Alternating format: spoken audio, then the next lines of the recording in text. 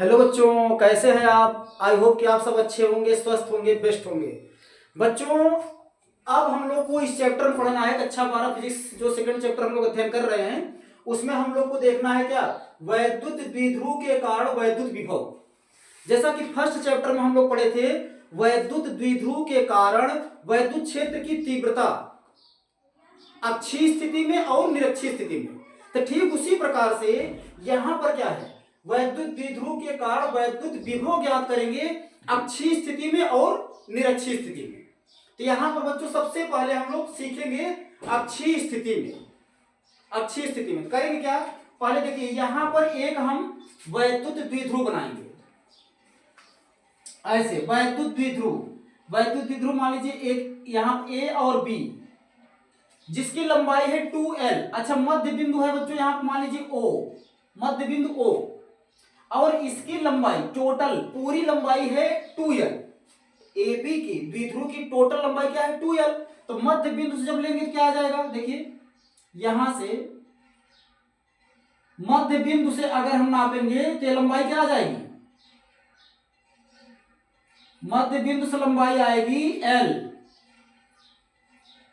यहां पर देखिए ये आ जाएगा ऐसे, ये होगा l, मध्य बिंदु से l। अब इसके अक्षीय स्थिति की बात हो रही है, तो इसके अक्ष पर कोई बिंदु हम लेंगे। ये ऐसे मान लीजिए यहां पर बना हुआ है, ये इसके अक्ष पर एक बिंदु P है, एक बिंदु P है जहां पर हमको वैद्युत विभव की गणना करनी है। इस बिंदु P की दूरी O से इस बिंदु की दूरी है स्मॉल r। अब थोड़ा सा दिमाग हमको यहाँ पे ये लगाना है बच्चों, जैसे कि अच्छा एक मिनट और ये भी लिखना है ना, माइनस क्यू आवेश, ये माइनस क्यू आवेश है, यहाँ पर ये प्लस क्यू आवेश है, इससे मिलकर बना है। माइनस क्यू आवेश और प्लस क्यू आवेश से मिलकर बना।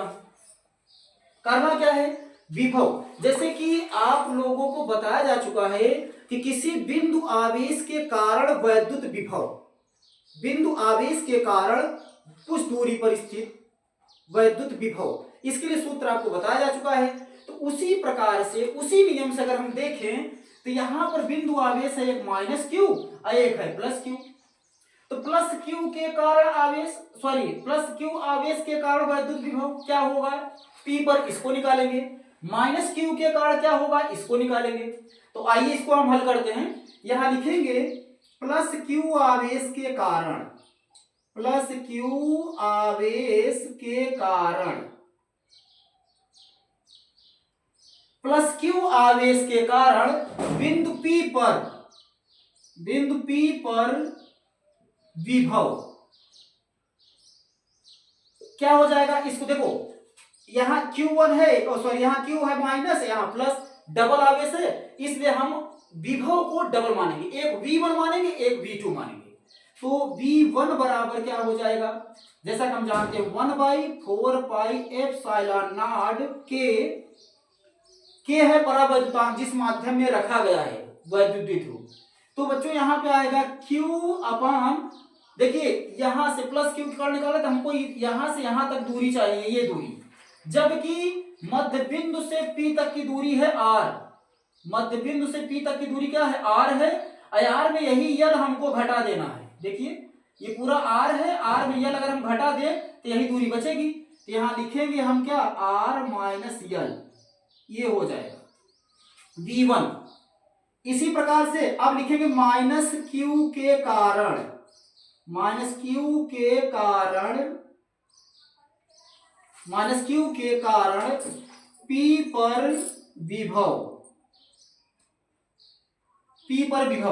क्या हो जाएगा, V2 बराबर क्या होगा 1/4πε0 के, यहां पर लिखेंगे माइनस क्यू अपान, अब देखिए यहां से दूरी ली जाएगी, ये बिंदु P से बिंदु O तक की दूरी R है। माइनस क्यू तक हम कब पहुंचेंगे, जब यल जोड़ देंगे तब, क्योंकि यल है ना, इसमें यल जोड़ देंगे, ये हो जाएगा R प्लस L ऐसे। तो ये हो गया V1 बराबर 1/4 पाई एप्सिलॉन नॉट के q upon r minus l, V2 बराबर 1/4 पाई एप्सिलॉन नॉट के minus q upon r plus l. ये दो विभव आ गया। हमको तो टोटल विभव निकालना है, कुल परिणामी विभव निकालना है। तो यहां लिखेंगे बिंदु P पर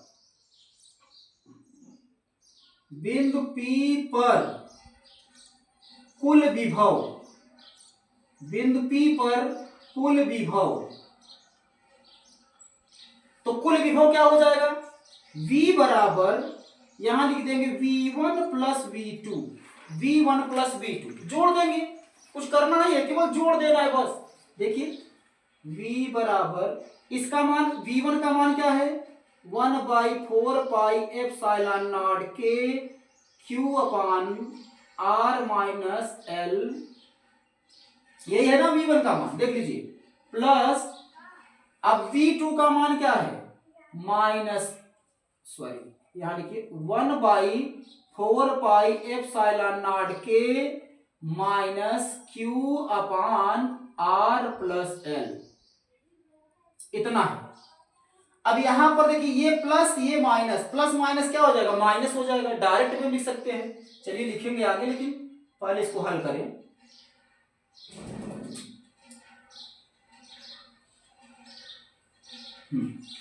V बराबर, इसमें आपको कॉमन क्या दिख रहा है? देखिए Q अपान 4 पाई एप्सिलॉन नॉट के, Q अपान 4 पाई एप्सिलॉन नॉट के, ये कॉमन है, ये दोनों में कॉमन है, इसको कॉमन ले लीजिए।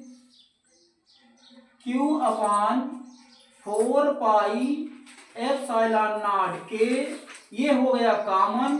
तो बचा क्या? यहाँ पे पूरा चला तो 1 अपान, बचा है 1 upon r minus l, 1 upon r minus l बचा है।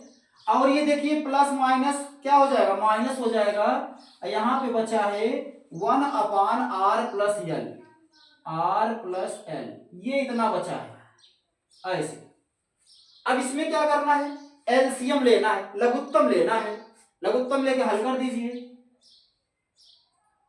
Q अपान 4 पाई एप्सिलॉन नॉट के, यहां इसको हल करेंगे। देखिए ये एक कोष्टक में हो जाएगा r माइनस यल, एक कोष्टक में हो जाएगा r प्लस यल, ये लघुत्तम है। r माइनस यल से r माइनस यल कट गया, बचा क्या? r प्लस यल, इसका गुणा एक में करेंगे तो यही आ जाएगा r प्लस एल। अब ये r प्लस यल से r प्लस यल कट गया, क्या बचा? r माइनस यल, r माइनस एल का गुणा एक में करेंगे तो यही आ जाएगा r माइनस एल। लेकिन इस r माइनस एल के पहले क्या है? माइनस है, तो ये माइनस क्या करेगा? इसके चिन्ह को बदल देगा। तो यहाँ प्लस है तो क्या हो जाएगा? माइनस, और यहाँ माइनस है तो क्या हो जाएगा? प्लस। इस प्रकार से देखिए r से r कैंसिल हो गया, क्यों? क्योंकि एक प्लस है एक माइनस है, तो r से r कैंसिल हो गया। अब क्या बचा? क्या बचा? देखिए यल में यल जब जोड़ेंगे बच्चों तो क्या होगा? 2l हो जाएगा, यल में यल 2l। तो यहां लिखेंगे 2l इंटू क्यू तो है ही, अपान 4 पाई एप्सिलॉन नॉट के। यहां पर देखिए एक कोष्टक में a प्लस बी है, एक कोष्टक में माइनस बी है।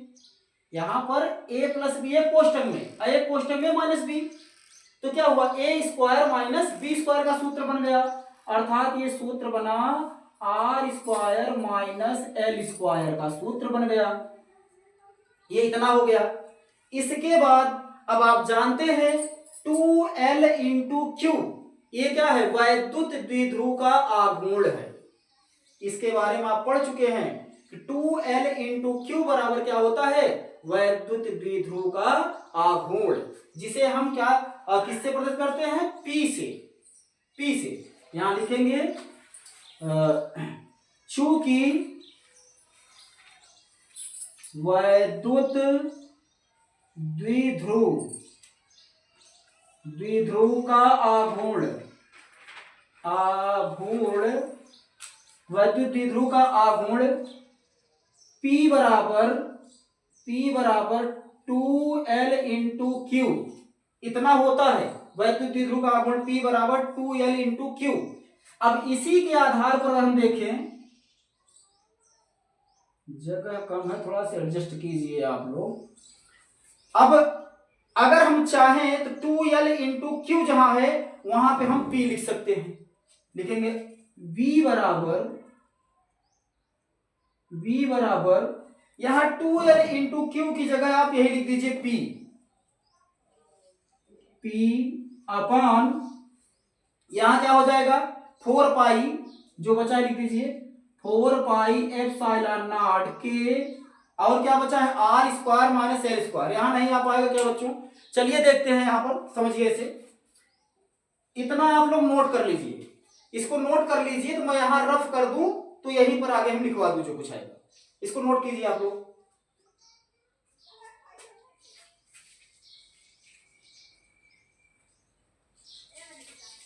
ठीक है बच्चों, हम इसको रफ कर दे रहे हैं।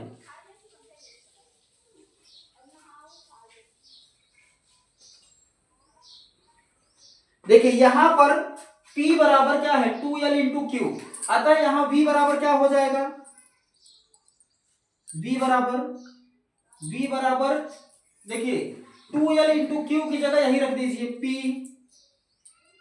P अपान क्या हो जाएगा, इसके जगह पर हमने P रखा है, बाकी तो सब जो का त्यों है ना, तो लिख दीजिए 4 पाई एप्सिलॉन नॉट के, बाकी और क्या है r square minus l square.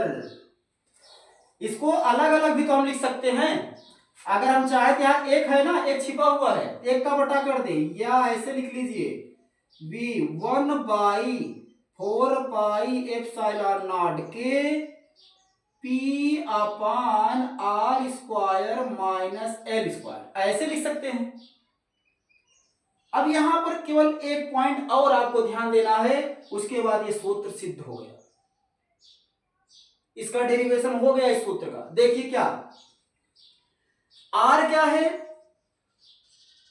वैद्युत द्विध्रुव के मध्य बिंदु से दूरी, एल क्या है मध्य बिंदु से आवेश की दूरी, एल क्या है बहुत छोटा होता है, यल आर की तुलना में बहुत छोटा होता है, तो आर यल स्क्वायर क्या होगा और छोटा हो जाएगा। यहां लिखेंगे यदि एल छोटा हो आर से, तब अगर ऐसा है तब यल स्क्वायर को नगण्य मानने पर नगण्य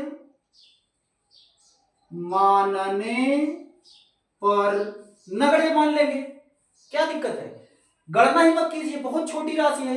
तो अब क्या करेंगे, जब नगण्य मानेंगे तब क्या होगा बच्चों, v बराबर 1/4 पाई एप्सिलॉन नॉट के, यहां पर p अपान, अब जब इसको नगण्य मान लिए तो इसको छोड़ देंगे, नगण्य का मतलब गणना ही ना कीजिए, तो बचा क्या आर स्क्वायर बचा कि नहीं बचा, अब ये हो गया आर स्क्वायर।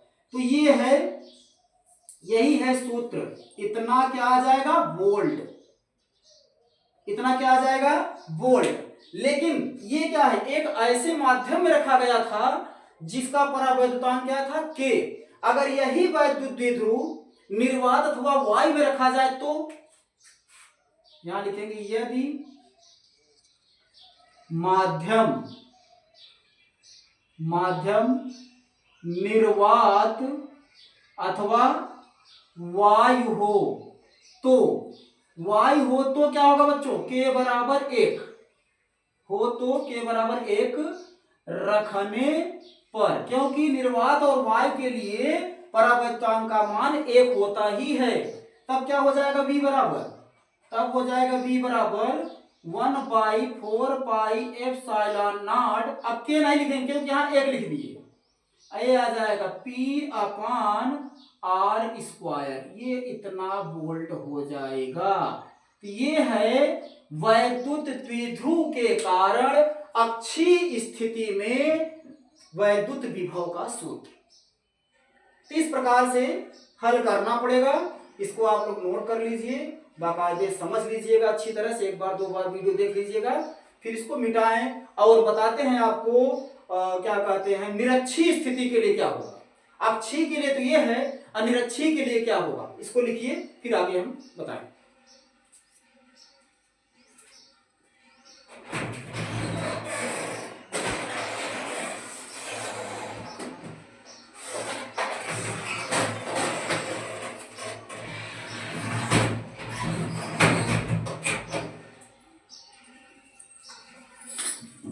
ठीक है बच्चों, इसको हम मिटा दे रहे हैं।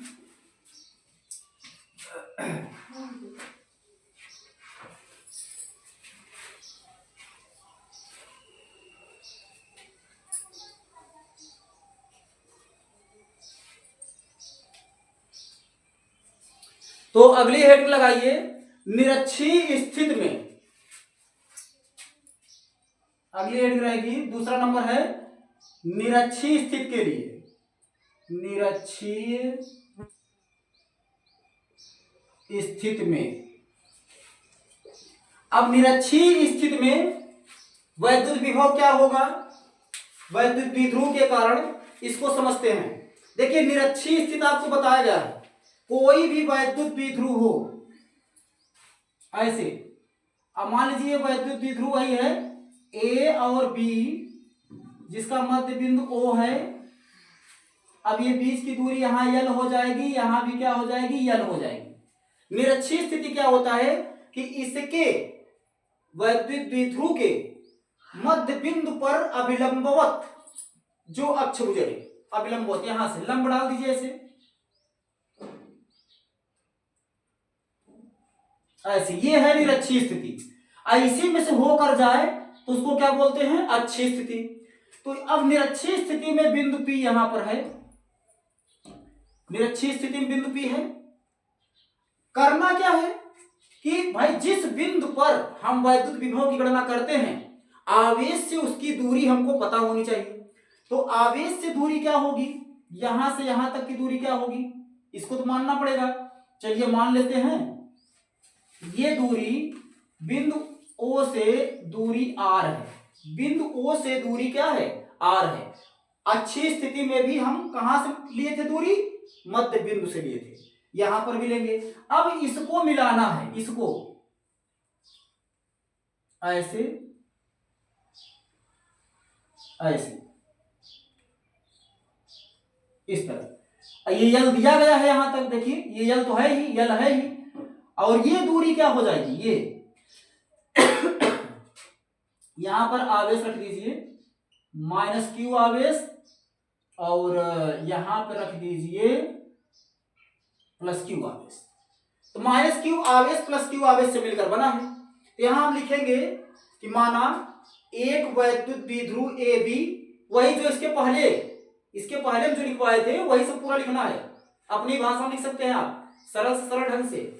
तो कैसे लिखेंगे, माना AB वैद्युत द्विध्रुव -q +q आवेश से बना हुआ है, और जो एक ऐसे माध्यम में रखा गया है जिसका परावैद्युतांक K है, और इसके मध्य बिंदु से निरक्ष में R दूरी पर स्थित कोई बिंदु P है, जहां पर वैद्युत विभव की गणना करनी है। इतना लिखना पड़ेगा। तो चलिए हम ही लिख देते हैं जिससे आपको समस्या न हो। यहां लिखेंगे माना 2L लंबाई का AB एक वैद्युत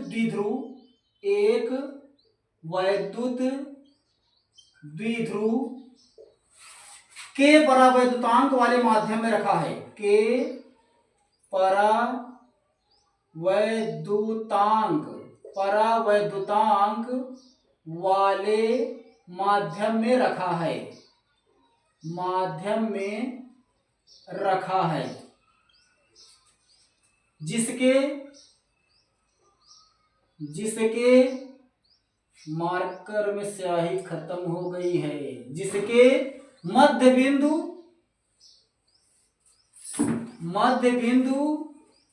O से निरक्षीय स्थिति में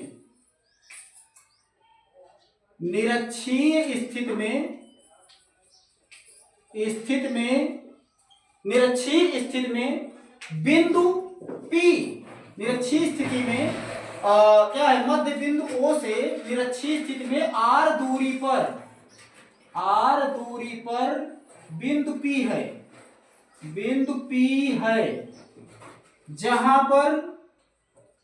जहां पर वैद्युत विभव ज्ञात करना है।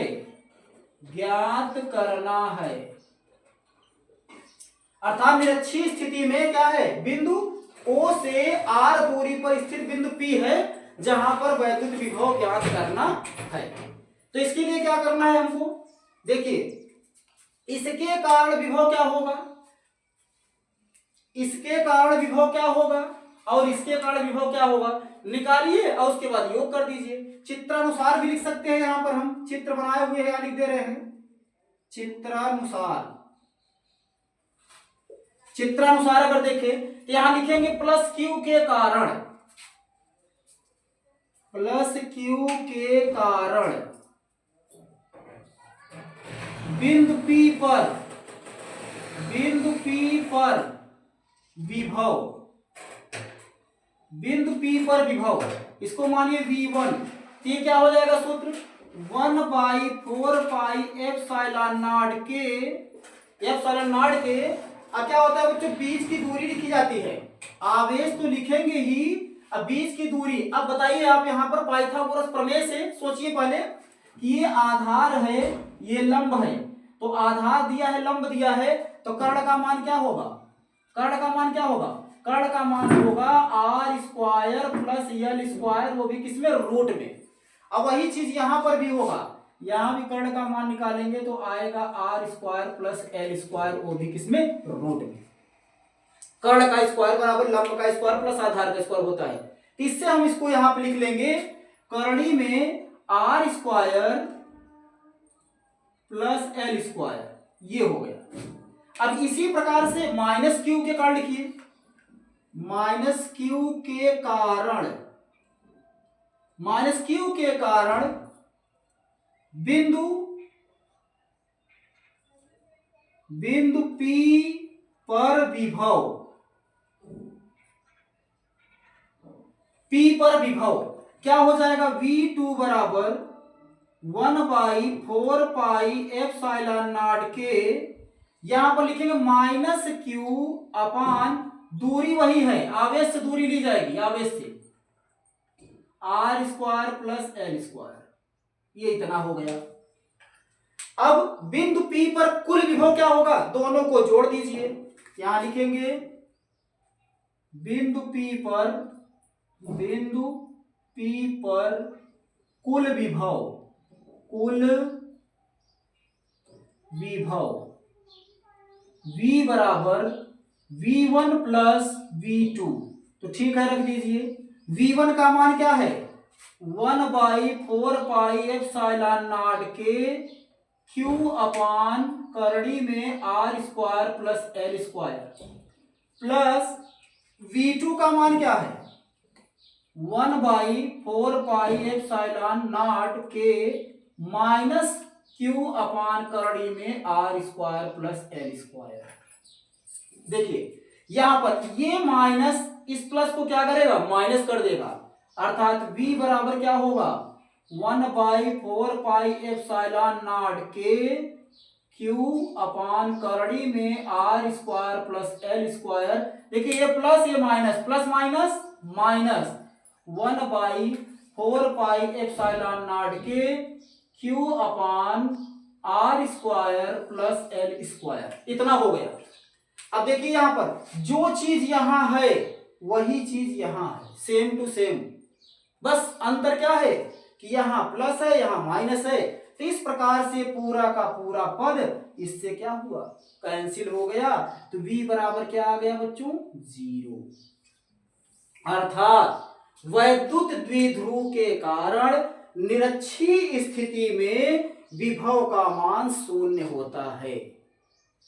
अर्थात यहां लिखना पड़ेगा, अर्थात वैद्युत द्विध्रुव, द्विध्रुव के कारण